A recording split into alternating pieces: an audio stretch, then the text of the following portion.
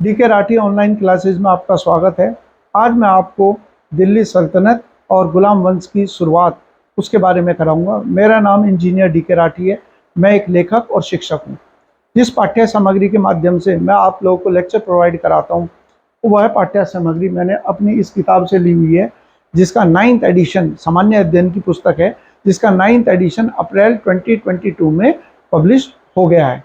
इसके अंदर मैंने 3300 क्वेश्चन शामिल किए हुए हैं।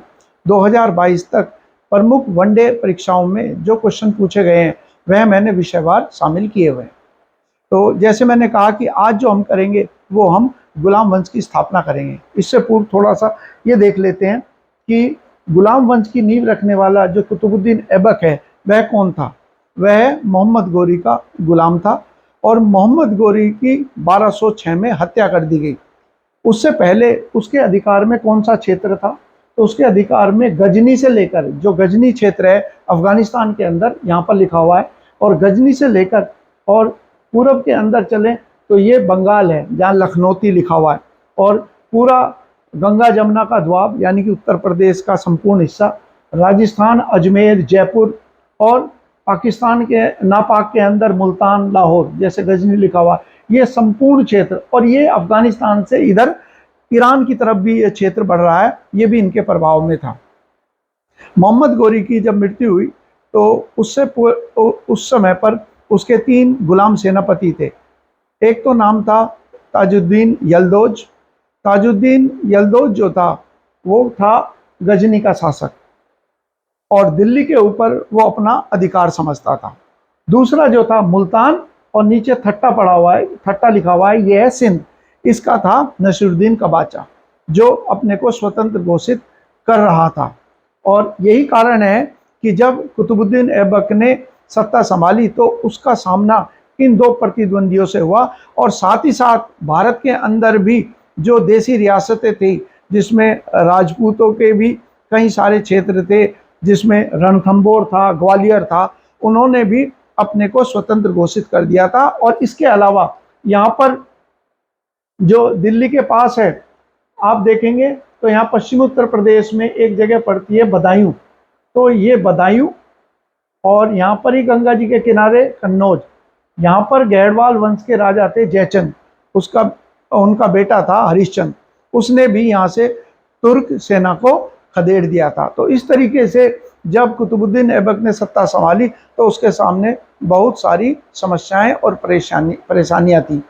इसी कारण से संभवतः उसने अपनी राजधानी जो है वो लाहौर में स्थापित करी, न कि दिल्ली में, क्योंकि लाहौर की निकटता जो है, एक तो उत्तर की तरफ चलेंगे तो गजनी के पास पड़ेगा, और दक्षिण की ओर जाएगा वो अपने तो मुल्तान और सिंध, यानी कि अपने जो चिर प्रतिद्वंदी थे, एक तो गजनी का शासक और मुल्तान का शासक, उनके निकट रहकर उन पर नजर रखी जा सकती थी। और कुतुबुद्दीन ऐबक ने गजनी के शासक, जिसका नाम था ताजुद्दीन यल्दौज, उसे उसने पराजित भी किया और कुछ समय तक गजनी पर भी अधिकार स्थापित किया। हालांकि ये युद्ध निर्णायक नहीं था। इन परिस्थितियों के अंदर जो दिल्ली सल्तनत की प्रारंभिक अवस्था है उसे हम देखते हैं, वह प्रशासनिक रूप से ना तो मजबूत थी और ना ही उसमें स्थिरता थी। इसीलिए कुतुबुद्दीन ऐबक का जो गुलाम था और उसका दामाद भी था, उसका नाम था इल्तुतमिश, उसे ही माना जाता है दिल्ली सल्तनत का वास्तविक संस्थापक। तो उसके पीछे यही कारण है जिन कारणों का मैंने अभी अभी आपके साथ चर्चा की है। ठीक है, अब देखते हैं क्या क्या पॉइंट हैं जो हमें पढ़ते हुए चलना। तो ऊपर की तरफ जो है शुरुआत करते हैं कुतुबुद्दीन ऐबक के। कुतुबुद्दीन ऐबक ने नींव रखी मामलुक सुल्तान या गुलाम वंश की। ये जो वर्ड है मामलुक, इसका इस्तेमाल क्यों होता है, तो जो मामलुक सुल्तान या गुलाम वंश है, मामलुक जो है ये अरबी भाषा का शब्द है जिसका अर्थ होता है स्वामित्व। तो सैन्य अभियानों में उपयोग में लाए जाने वाले तुर्क गुलामों को निम्न गुलामों जैसे घरों में काम करने वाले या कारीगर के रूप में कार्यरत गुलामों से अंतर पैदा करने के लिए या अंतर स्थापित करने के लिए इस शब्द का प्रयोग किया जाता है। अब यहाँ पर आ गया कि गुलाम वंश का संस्थापक जो है वो कुतुबुद्दीन ऐबक था, ये तो पॉइंट हमारा हो गया। दूसरा आ गया ऐबक का उपनाम क्या था। ऐबक का उपनाम था एक तो लाख बख्श, लाख बख्श इसलिए है कि दानवीर था और लाखों का दाता। और दूसरा था कुरान खां। कुरान खां जो शब्द है इसका मतलब था कि वो उसे कुरान जो है कंठस्थ थी, कुरान की आयतें बड़ी सुरीली स्वर में वह सुनाता था, इसलिए वह गोरी का गुलाम थे। तो मैंने बता ही दिया। गोरी से शासन सौंप कर चला गया। 1192 के अंदर तराइन का दूसरा युद्ध हुआ जिसमें पृथ्वीराज चौहान को मोहम्मद गोरी ने हरा दिया और उसके बाद वह गजनी वापस लौट गया। और 1194 के अंदर वह फिर आया और 1194 में चंदावर के युद्ध में उसने जयचंद को पराजित किया और फिर वो वापस लौट गया। तो वापस लौटने से पहले दिल्ली के साम्राज्य के ऊपर अधिकार वह कुतुबुद्दीन ऐबक को सौंप कर गया था। तो इस कारण से जब 1206 में मोहम्मद गोरी की हत्या हुई तो कुतुबुद्दीन ऐबक ने दिल्ली के और भारत के उत्तर भारत के क्षेत्र पर अपना अधिकार स्थापित किया। उसकी राजधानी कौन सी थी? लाहौर। लाहौर राजधानी थी और लाहौर में ही पोलो या चौगन खेलते हुए, पोलो का मतलब है ये एक, आप मान लीजिए आम भाषा में हॉकी का खेल जो घोड़े पे बैठकर खेला जाता, यानी कि घोड़े के ऊपर ये हॉकी जैसी स्टिक होती है जो बहुत लंबी होती है, जो नीचे ग्राउंड तक रहती है और उसकी मदद से गोल किए जाते हैं। तो यहाँ से घोड़े से गिरकर इसकी मृत्यु होगी और ये घटना भी लाहौर की है और इसीलिए लाहौर में ही दफनाया गया कुतुबुद्दीन ऐबक को। अब इसकी जो कुछ उपलब्धियां हैं वो तो मैंने बताई दी कि प्रारंभ के अंदर जो क्षेत्र इसके अधिकार से बाहर हो रहे थे उन पर इसने पुनः अधिकार स्थापित किया, वो तो है ही। और स्थापत्य कला के क्षेत्र में क्या योगदान है उसका, ये सबसे पहले तो मेहरौली। यदि आप दिल्ली जाएंगे और कुतुब मीनार देखने जाएंगे तो वो क्षेत्र जो है मेहरौली कहलाता है। तो मेहरौली नामक नए नगर की स्थापना करी। हालांकि ये पहले जो है राय पिथौरा के नाम से जाना जाता था, जिसकी स्थापना का श्रेय जाता है पृथ्वीराज चौहान को। उसी के प्रांगण को उसने फैलाया और यहाँ मेहरौली नामक एक नए शहर की स्थापना करी। और इसके अलावा उसने अजमेर के अंदर एक मस्जिद बनवाई जिसका नाम है अढ़ाई दिन का झोपड़ा। और दिल्ली के अंदर उसने पहली मस्जिद बनवाई जिसका नाम है कुव्वत उल इस्लाम मस्जिद। देखिए इन दोनों के बारे में आजकल आप विवाद भी सुनते हो, तो ये इतिहास में वर्णित है।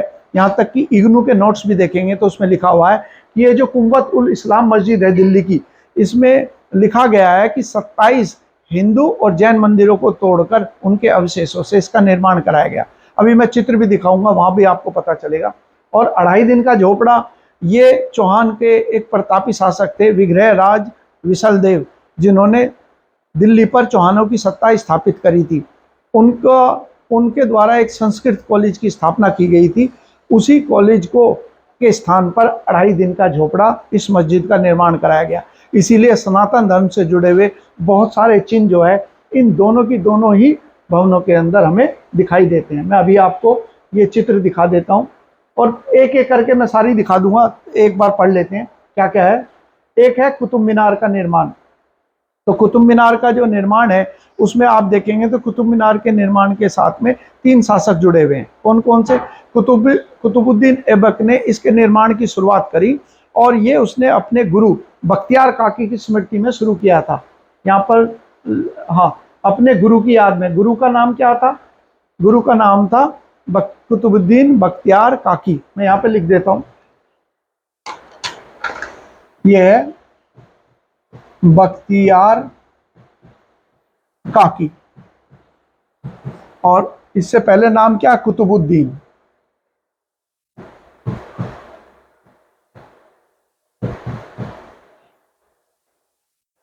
और इसका कार्य पूरा होने से पहले ही कुतुबुद्दीन ऐबक की मृत्यु हो गई, इसलिए इसके निर्माण को पूर्ण कराया इल्तुतमिश ने।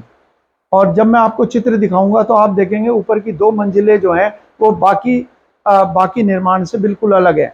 तो उनका निर्माण फिरोज शाह तुगलक ने कराया था। जब आकाशीय बिजली गिरने के कारण ऊपर की एक मंजिल ढह गई तो उसकी जगह 2 मंजिलों का निर्माण कराया गया। तो इस कारण से वो भिन्न नजर आती है। अब मैं आपको दिखा देता हूँ जिन चीजों की मैं आपको चर्चा कर रहा हूँ।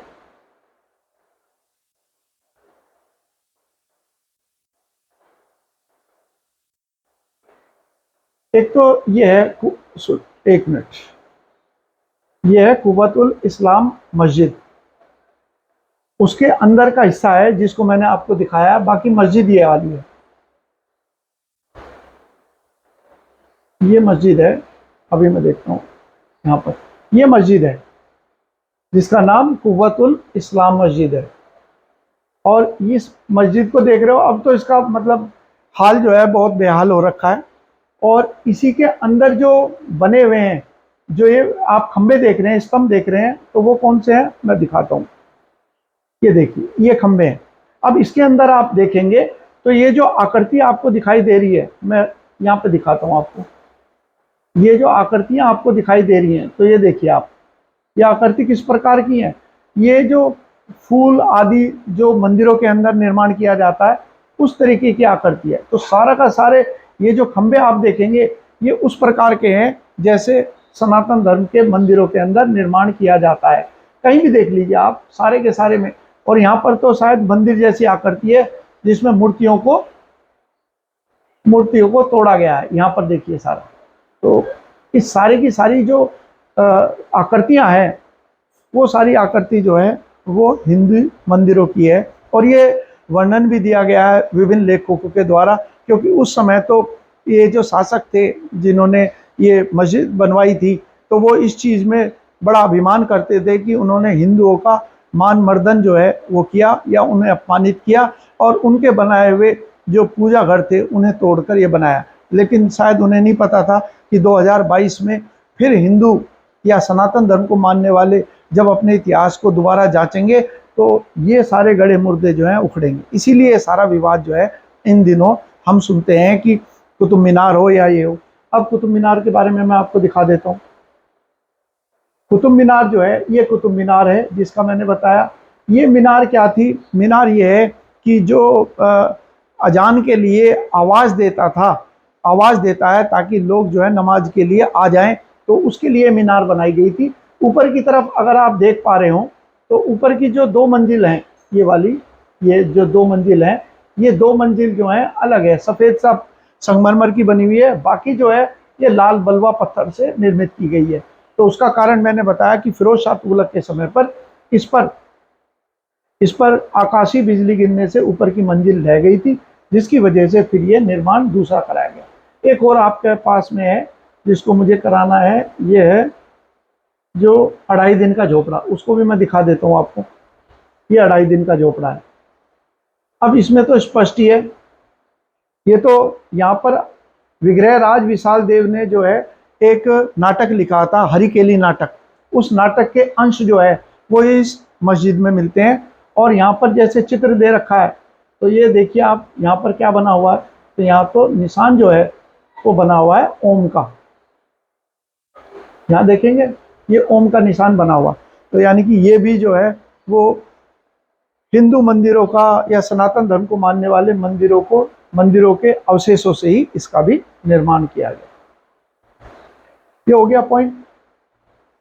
तो आज मैं शुरुआत में केवल कुतुबुद्दीन ऐबक के बारे में ही कराऊंगा, और इसके बाद अगली क्लास जो है वो इल्तुतमिश के बारे में कराऊंगा। आप लोगों ने वीडियो को देखा और ध्यानपूर्वक सुना, उसके लिए बहुत बहुत धन्यवाद।